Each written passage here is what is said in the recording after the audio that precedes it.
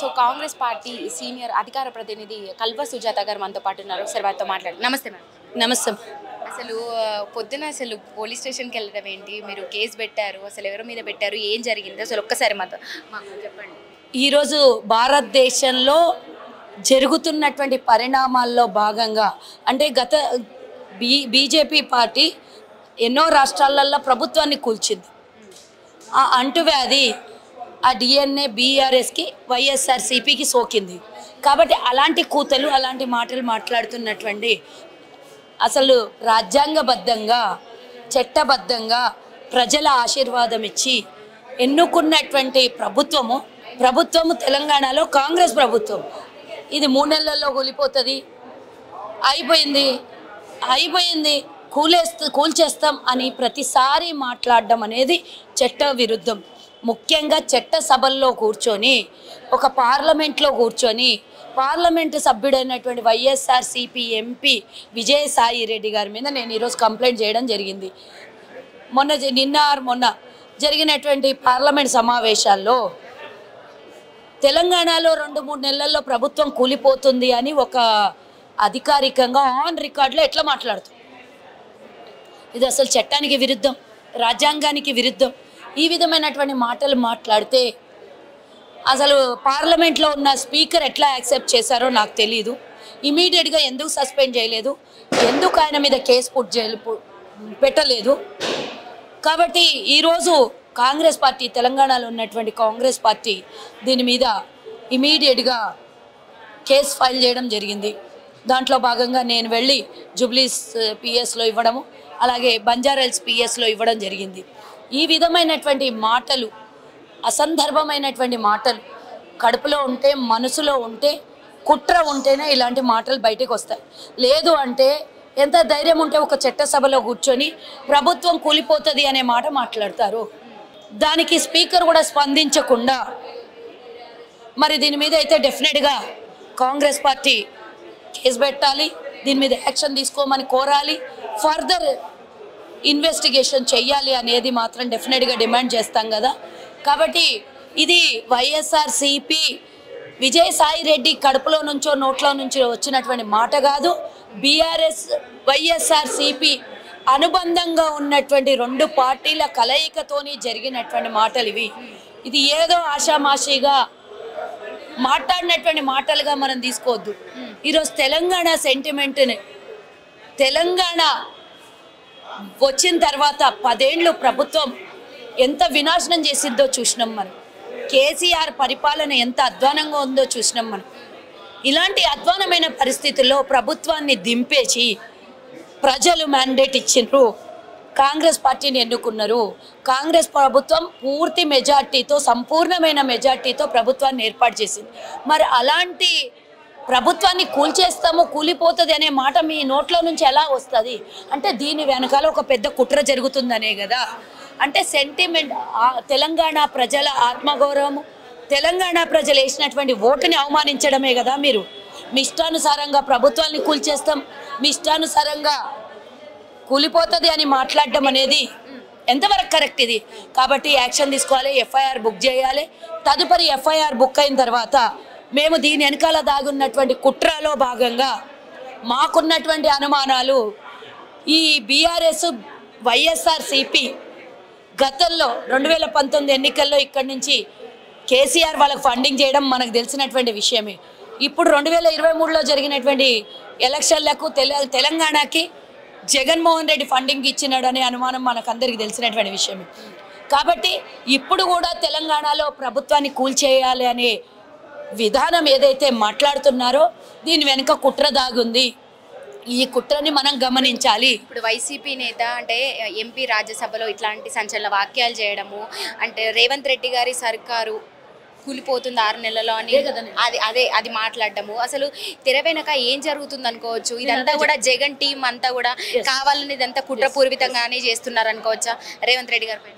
Yes, ఆయన చిరకాల మిత్రుడు కాకపోయినా ఫెవికాల్ బంధం ఉన్నటువంటి కేసీఆర్ మిత్రత్వం వాళ్ళకి మనకందరికీ తెలిసిందే.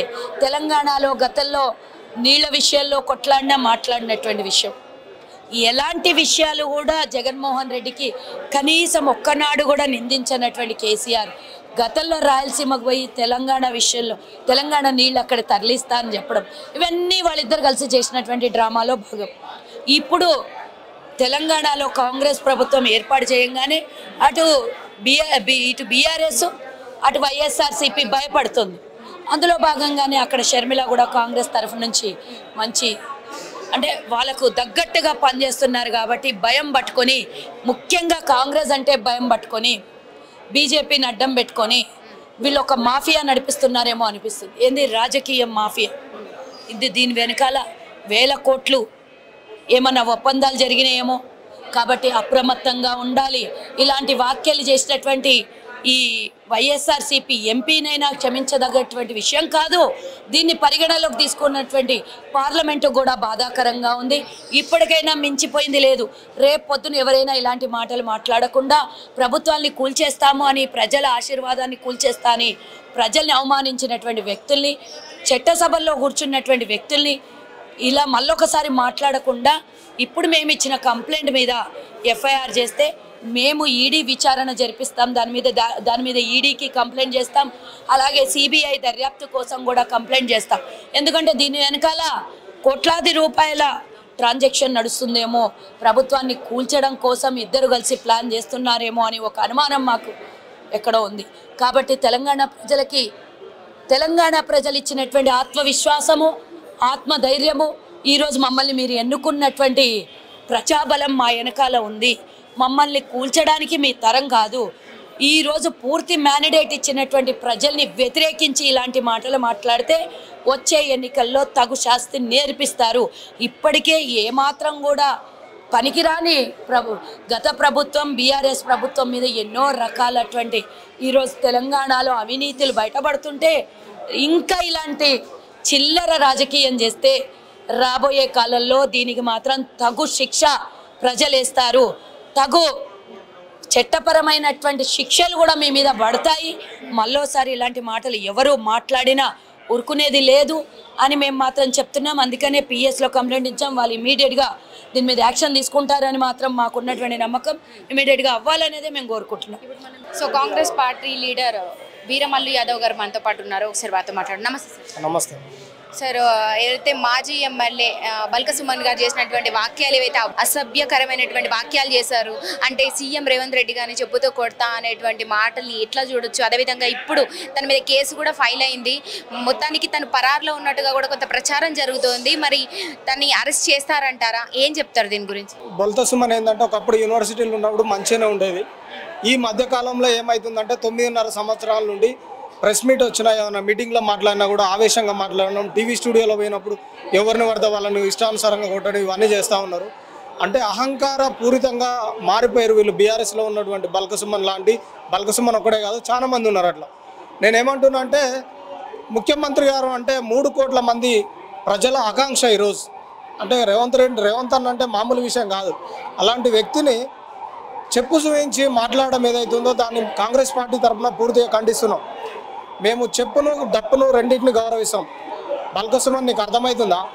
నువ్వు ఏం మాట్లాడుతున్నావు, ఏమేం అసభ్యంగా చేస్తున్నావు నీకు తెలుస్తుందా? మేమేమంటున్నాం అంటే అలాంటి వ్యక్తులు ఎవరైనా ఉంటే అది ఆయన ఒక్కడిది కాదు, కేసీఆర్ గారు ఆట ఆడిస్తున్న నాటకం అని నేను అంటున్నా. బీఆర్ఎస్ ప్రభుత్వం ఇలాంటి వాళ్ళని ఒక 20 మందిని ఎన్నుకొని ఏ టైంలో ఎవరితో ఏం మాట్లాడాలో అది చేపిస్తుంది. అది వాళ్ళు 9.5 సంవత్సరాలు చీదరించుకున్నారు ప్రజలు. ఆల్రెడీ ఆయన అనుకుంటుండు కేసీఆర్ని ప్రసన్నం చేసుకున్నందుకు కేసీఆర్ భజన వాడి ఎంపీ టికెట్ తెచ్చుకున్నా కూడా ఓడిపోతాడు, డిపాజిట్లు కూడా రావు. ఆయనను ఆల్రెడీ అంతకుముందే చీదరించుకున్నారు ప్రజలు. ఇప్పుడు కూడా అనుకుంటుండు ఒకవేళ వస్తాయని, కానీ అది టికెట్ రాదు, వచ్చినా కూడా ఆయన ఓడిపోతాడు. నేనేమంటున్నా అంటే బల్క సుమను ఇలాంటి మాటలు నువ్వు మాట్లాడకు. ఒక సైకియాట్రిస్ట్ని చూయించుకోను, లేకపోతే ఒక 3 నెలలు మెడిటేషన్ క్లాస్కి వెళ్తే నీకు కొద్దిగా మైండ్ సెటరేట్ అవుతుంది.